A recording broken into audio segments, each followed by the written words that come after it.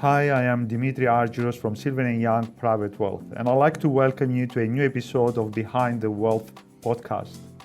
We explore, investigate, and analyze topics of wealth creation.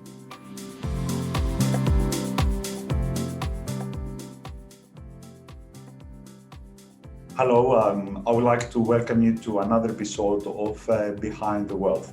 On today's subject, I thought to consider talk about what is risk, what is risk tolerance, risk appetite, and how this risk we take on different investments affects the returns for our investments in the process of creating wealth. Don't forget, the cardinal rule is we need 10% of our top line if we are in business, or 10% of our wages and salary, and live with the 90%. If we achieve that, then we have the very positive problem that we need to solve, if it is a problem, what to do with this 10% in the long period of time that we invest this 10% again and again and again over a period of time. So the risk issue is a very important part of the equation of the returns we have in the 5, 10, 15, 20 years time frame that we look to have our investments. So generally, the concept is the more risk we have, the more risk we take on an investment, the higher the return it is. And that's the reason when we go to a bank and we give the money, which is guaranteed from the government, I think still is on the first $200,000, then your risk, it is next to zero. And the interest they pay you, it's less than 1% in today's environment, or say 1 to 2% if you go to really a long period of term deposits. If you go to several instruments of investment instruments, like for example, shares, properties, any other combination of hybrid instruments, the returns are a lot higher, but also the risk, it is higher. In consideration of the risk, we need to address this factor. Every one of us, we are in a different stage of life. Say, if I am 20 years old or 25 years old, started my employment, my career, as a tradesperson, as whatever I want to do with my life, and I have in front of me 40, 50 years for me to invest. Usually, we can take a little bit more risk than the person who is 65, and in 2 years' time, he retires or she retires.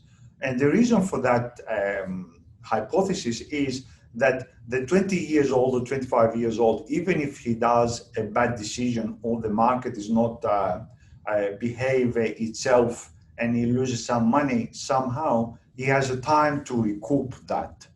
But the 67 or 65 years old person, it's going to be really difficult for them to recoup if it is 5 or 6 years of prolonged period of, say, recession. So that's the point. Usually, the younger we age, the younger it is our age, we happily can take a little bit more risk than the older we become. Of course, this is not in absolute terms true, because there is another factor when we do an investment. It is our personal factor, how we are risk tolerant or how much is our risk appetite. And I'll give you an example. I always loved sweets, always loved especially pavlova. So if I go to a barbecue, the last piece of pavlova, it's 100% me. I'm going to raise my hand and I'll take it. It doesn't matter what time it is, 6, 7, 8 o'clock in the afternoon. I still have the last piece of any sweet, but especially pavlova. And then I happily eat it and I have no trouble sleeping at night or no issues at all. This is probably till 15 years ago. Then suddenly 15 years ago or something like this, suddenly I had the same appetite for the sweet. But if I ate this particular sweet after 7, 8 o'clock, I had heartburns. So really, I have the same a sweet appetite, but I don't have the tolerance of to handle a lot of sugar in one go. The same applies to the risk. We can have a lot of risk appetite, but we don't have the same tolerance in the whole period of time of applying the investments. So if I apply the investment and I am, say, 30, 35 years old, maybe I have exactly the same risk appetite, but the tolerance would be different. The reason is at 55, I look back and I'm thinking, already I've done very well all these years. I don't want to lose them. Although I'm happy to take the risk or do this investment and that investment and take a bit more here and get a bit more borrowing and get a bit more geared investments. But if something goes wrong, I'm going to lose a lot more and a lot of years of hard work and investment, a successful investment, than 20 years ago.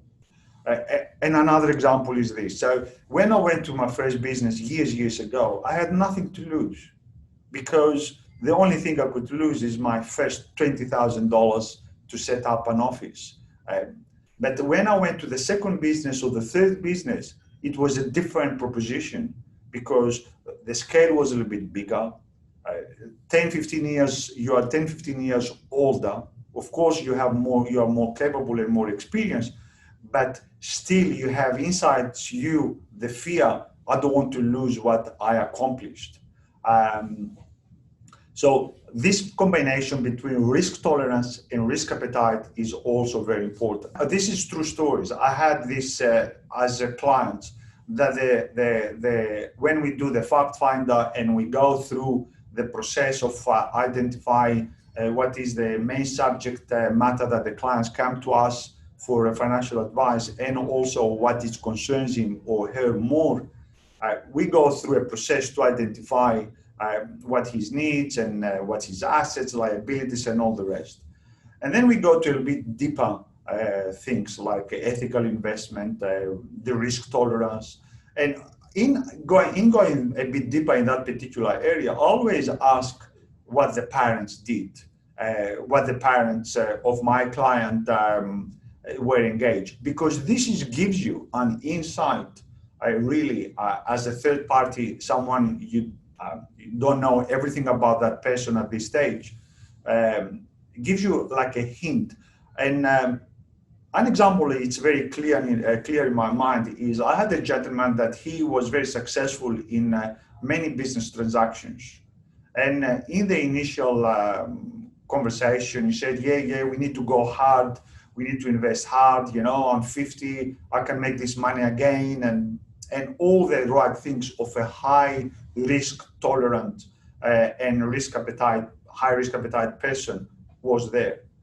And then I've asked the question, what happened to your dad? Your dad was a successful business. What he does now? And somehow he mentioned pension and Centrelink. So I realized that the picture doesn't fit 100%. And at the end of the day, in the conversation came that his father was bankrupt because he made a big decision mistake at the late 50s and he could never recover.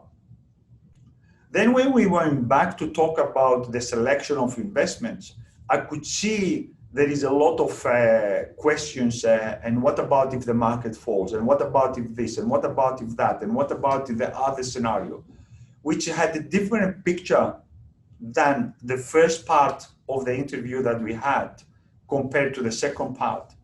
So in my assessment, although this person, he says, I'm a high risk tolerant, I can take risk. For me, he's really a conservative or maybe a balanced investor, because he has the inherited fear that because his dad was bankrupt and he ended up his professional or financial life as ability to earn in a not nice way as he expected, he doesn't really want to have the same thing.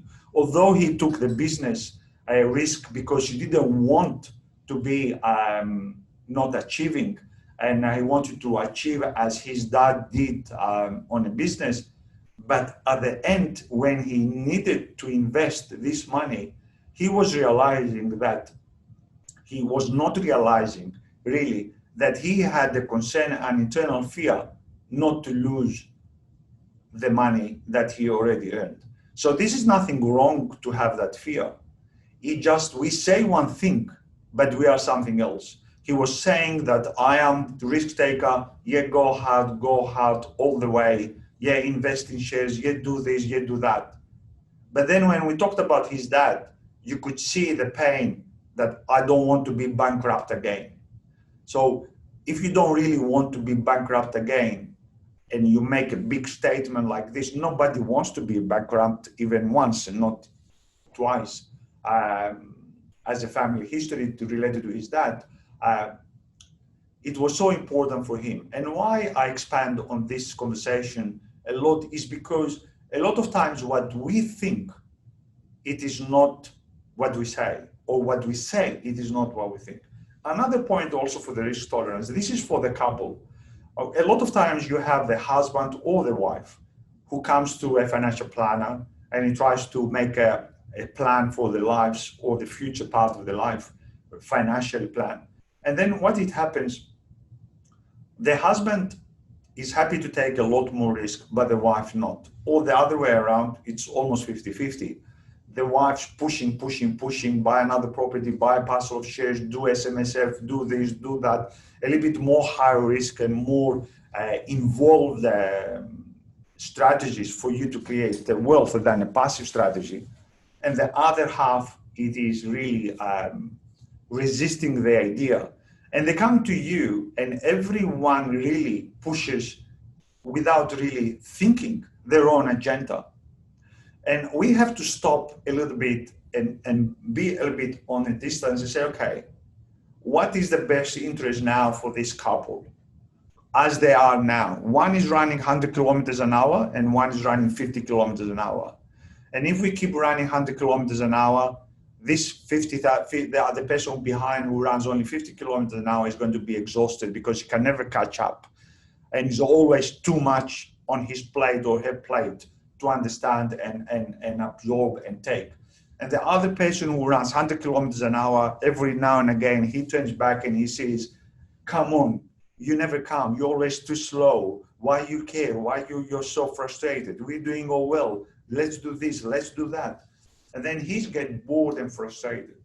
So what we need to do in these circumstances, because the entity, it is not, say, John and Margaret, but it is the couple, the Smiths, not John and Margaret Smith, but the Smiths as the entity in real terms. You need somehow to slow a little bit the person who wants, and he has a high risk tolerance and a high risk appetite, and push a little bit to one small boundary level to the person who's behind, to go in a level that he still can sleep at night with having the investments that they have, but it is just at the boundaries of the comfort zone, and they bring the other person a bit down to be closer to his partner or her partner. So you have a medium term. If this cannot be achieved, then there is a problem and we have to deal in a different way. And because sometimes it cannot be achieved, sometimes the one partner is a lot more aggressive and influential to the relationship, and the other one is a lot more hesitant. And on these days, on these issues, really, you cannot give advice, because you give advice to whom when they cannot come to a middle, in the middle area that they are both comfortable and somehow at least happy for the compromises. Then really you cannot do the advice, or at least I can't do the advice because I don't know how to fit the best interest issue that we have here for the lady client or the gentleman client, whoever is the more tolerant to risk or to the other. So this is about the risk tolerance and the risk appetite. The other thing, of course, is there is no doubt that the risk means a little bit different to each one of us. But the most thing that we really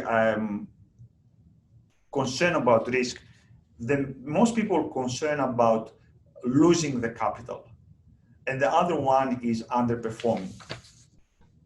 And there are many kinds of risks, which is, as I said before, capital risk, losing your investment capital, market risk, that you need to sell in the middle of a bearish market if you have shares, to liquidate some asset for another reason, when the price is low, and then you see the price goes up, and you make a big loss. And one good example was in the previous financial crisis we had with coronavirus.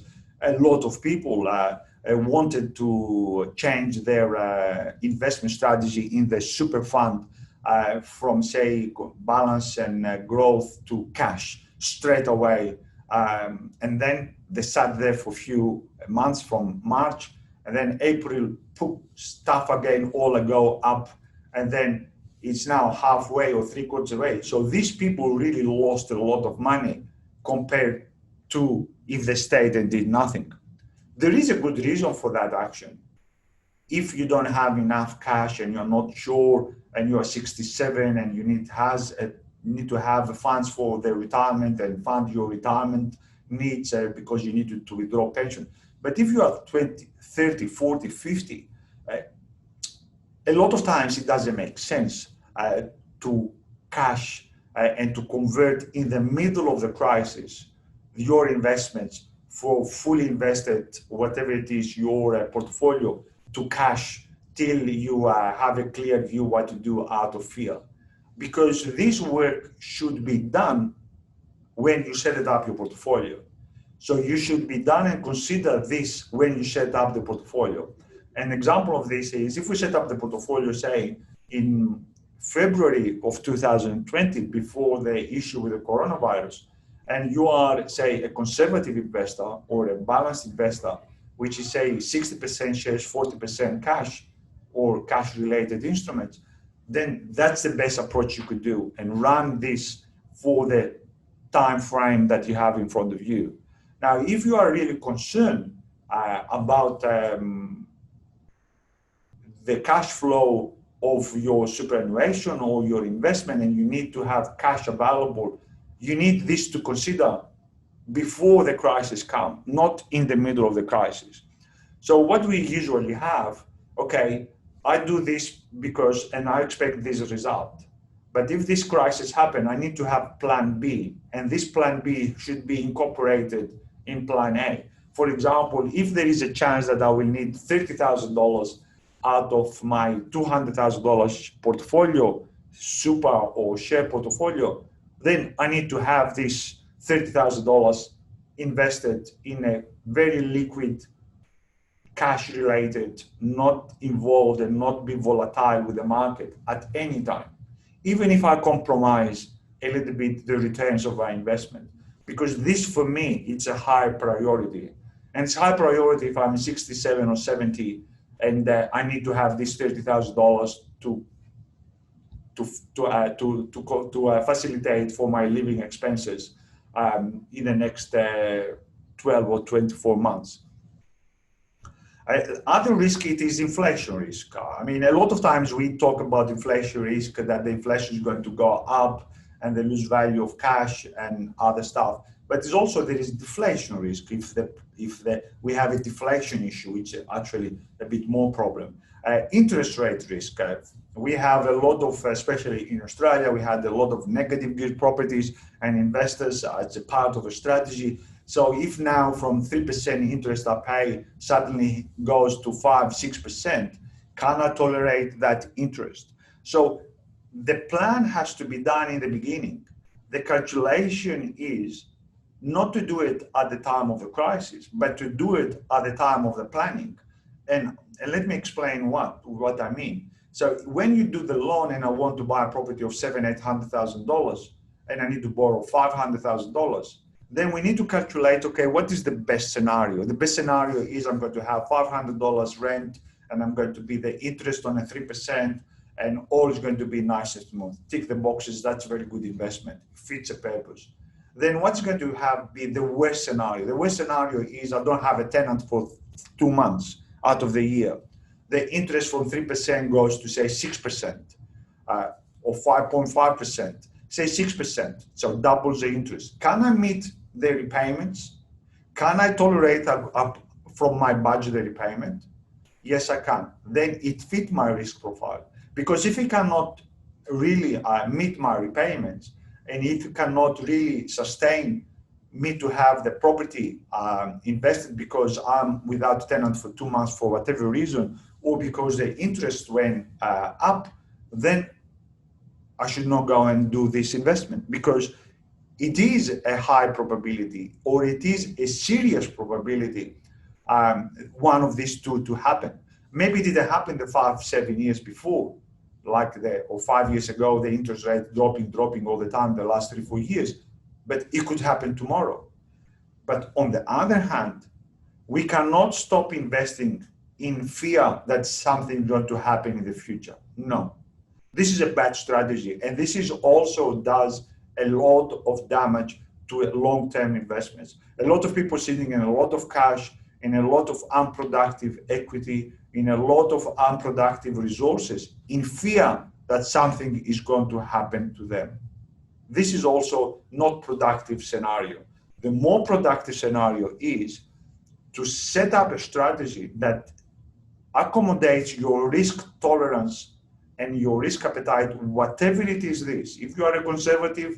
If you are a balanced, a little bit more aggressive, a balance. If you are a bit growth and it meets the other requirements, age, work, good budget, a good wealth accumulated already, then we go to growth, whatever it is. And then you run the worst case scenario. And the worst case scenario, it is not the panacea for everything. It's not the solution for everything, but it gives us the worst case scenario so we can sleep at night. So if the interest rates today from 3%, say the market rate on the mortgages goes to 3.5%, and my calculation on my investment property or my investment is on interest worst case scenario is 6%. Yes, I'm not happy that I pay an extra XY dollars Z, but I know that I'm happy to take that risk because I can tolerate that risk. So that's the purpose of the knowing your risk, then calculate and implement that risk tolerance and the risk you have to your investment on a worst case scenario. And of course, the other things is a lot of times it is liquidity risk. If you deal with shares, and a lot of people deal with penny shares, and they like the fluctuation, I buy 10-cent shares and then suddenly becomes 15 cents shares, and I have 50% up, and it's a glorified investment, and we think we are Warren Buffett. Good luck for them. Some people do it well. I have no comment for that. But usually we hear and we see the things in the news, even the social media, about all the success, not the failures. Not when the people buy them 15 cents and drop to 10 cents or to 5 cents or to nothing for a long period of time. So this is also related to liquidity. Sometimes we want to buy a property which brings good results and good rental income, but there are only 20 properties in that particular area or 50 properties in this mining town. So there is a liquidity issue. If you have a property that is, say, it sits on the real estate agent for 6 months to sell or a year, it is difficult because there's no demand when the average property sells in, say, 6 weeks maximum, 7 weeks. Anywhere between 3 to 7 weeks is the normal in Sydney area or in Melbourne area. So if you go beyond that, you have the liquidity risk. The other thing is, of course, is legislative risk, so the government risk. So suddenly the government changed a law and you're not allowed to do what you did before. And this was before the election, the recent elections we had in Australia, when the Labor government wanted to abolish negative gearing, and the Liberal government was against that. And the projection was that the Labor government in Australia will win the election. For some reason, the Liberal government won the election, and as the Prime Minister said, it was a miracle, which he acknowledged that.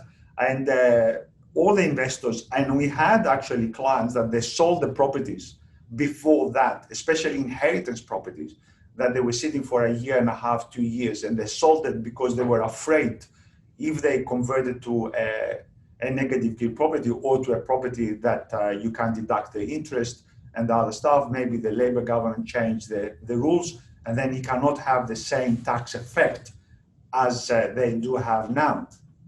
And of course, now they regret that they did this because the prices moved up and this legislation didn't go through at all, didn't even consider under the Liberal government. So this is a risk for any investment, but this is life. We cannot really accommodate and predict every risk we need or maybe we have in the future. So one of the things is we need to push on, invest at the best of our knowledge, calculate the worst case scenario related to the risk, make sure that our cash flow sustains what it does, make sure that the investment fits the big picture that we want to do and achieve in 10, 15, 20 years time. And always look long term. Don't look one day or today. Don't glorify the short-term gains. Don't glorify the immediate gains. The other thing I want to say is the investment time horizon. This is also related to the risk because, for example, it is a part of the statistics. So for every so many years, we have a boom market. So in property and shares that increase value almost year after year, roughly. And then we have a correction, which is usually in the property market is up to 6 years time on an average. And then bam again, the next boom property. Or in shares, there is 1 year or 2 years of negative returns every so many years. So you need also to accommodate that in your plan. So I'm 30 years old time. I know I'm going to have 1 or 2 of these negative returns of minus 10, 15, 20% in my lifetime. This is part of life. This has happened since the first statistics of the market performance and the data we have worldwide. So in fear of that, don't stop of investing. You just need to accommodate this risk on your plan when you invest and calculating how much risk you're going to take. The risk tolerance and the risk appetite is really a big subject, and it is really an interesting subject that a lot of times private investors and small investors, they undermine it. And I say this and I'll close. We had a young client, that he has $20,000-$30,000 in cash, working in McDonald's and working in different jobs after finishing school. And although he worked very hard and he says, yes, I'm going to put this in shares because I want my friend did 15%, 20% in 1 month, 2 months. And my answer was, sorry, I can't help you because I can't produce these results, 15, 20% in 2 months. And plus, there is a high risk, maybe you lose your money. You say, no, I don't want to lose my money. So you see, doesn't go one next to another. You cannot have this risk. You cannot have this benefit of making 15, 20, 30, 40% in a couple of months' time and don't take the other side of the coin that you may lose all your money. So the answer to that is, if, for example, this person has $20,000 or $30,000 to invest, maybe he can take $1,000 out of this $30,000 and invest it in this particular share. So if he makes 15, 20, 30%, that's good. But if he loses the $1,000, he won't lose sleep because out of the 30, he lost $1,000. So he has still the 29. And this is, don't take me particular on that number because I just made it up. what I mean is to take a percentage of the money that he's happy to lose, and it's also considered from the first day that he pushed the button, buy this particular share, that I already lost them, and he's happy, then he can allocate these funds to this particular high risk. And a lot of people don't want to do that because they want the whole pie and they want to eat it as well. So it is really can't be, it's not possible. Few people do, as I said, but this is a really exception to the rule. And we talk about here the majority of the rule and what usually most people do. I hope you enjoyed this episode, Behind the Wealth. If you have any questions, please email me on pw@silveryoung.com.au, P as Peter, W as Walt, Silver as metal, and young as the youth.com.au. And I can send you some written material that we have about risk and information if you wish, or if you have a question, please give me a call anytime. I hope you enjoyed this episode. Until next time, have a good day.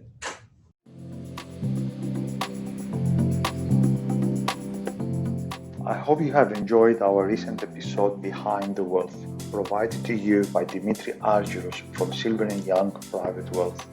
If you have any questions regarding our recent episode, please email us on pw, P for Peter, W for Word, @silveryoung.com.au. Until next time, have a good day and enjoy life.